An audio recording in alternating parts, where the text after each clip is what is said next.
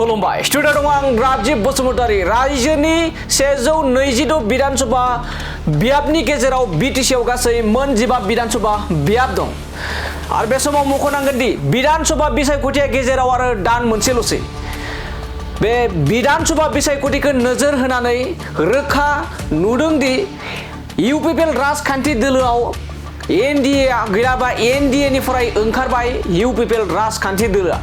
बे बुंनायनि गुबै जाहोनानो जाहैबाय जयन्त मल्ल बरुवा बिथाङा रोखा फोरमायदों दि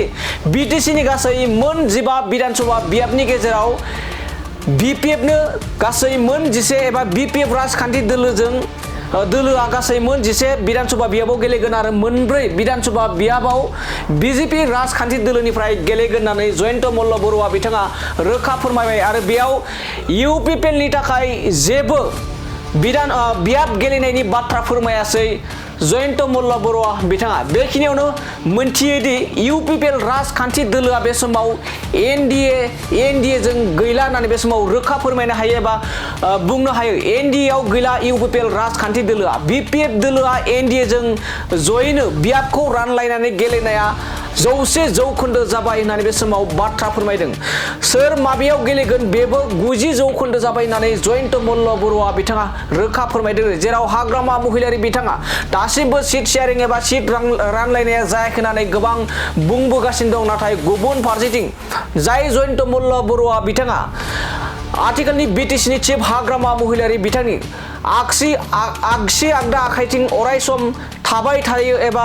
बिथांजोंनो बिटिसिनि चिफ हाग्रामा महिलारि बिथांजोंनो थाबाय थायो बै जयन्त मल्ल बरुवा बिथाङानो रोखा फोरमायदों दि बिजेपिआ गासै बिटिसिनि मोन 15 बियाबनि गेजेराव मोन 4 बियाबखौ बिजेपिआ गेलेगोन आरो मोन 11 विधानसभा बियाबाव बिपिएफ राजखान्थि दोलोनिफ्राय बिसायख'थि गेलेगोन होननानै बाथ्रा बुंथिनायखौ बे समाव नुनो मोननाय जादों আমি বিটিসির 15খন আসনতে ভাৰতীয় জনতা পাৰ্টি আৰু বিপিএফে লগ হৈ নিৰ্বাচন খেলি এতিয়ালৈকে যিমানখিনি আমাৰ আলোচনা হৈছে সেই আলোচনা মৰ্মে 11খন আসনত বিপিএফে খেলিব আৰু 4খন আসনত বিজেপিয়ে খেলিব গতিকে এই 15খন আসনত বিজেপি আৰু বিপিএফে আমি একেলগে খেলিম আৰু বাকি কোনে ক'ত খেলিব আমাৰ সিমান নজৰতো নাই খবৰো লোৱা নাই 11খন আসনত বিপিএফে খেলিব 4খন আসনত বিজেপিয়ে খেলিব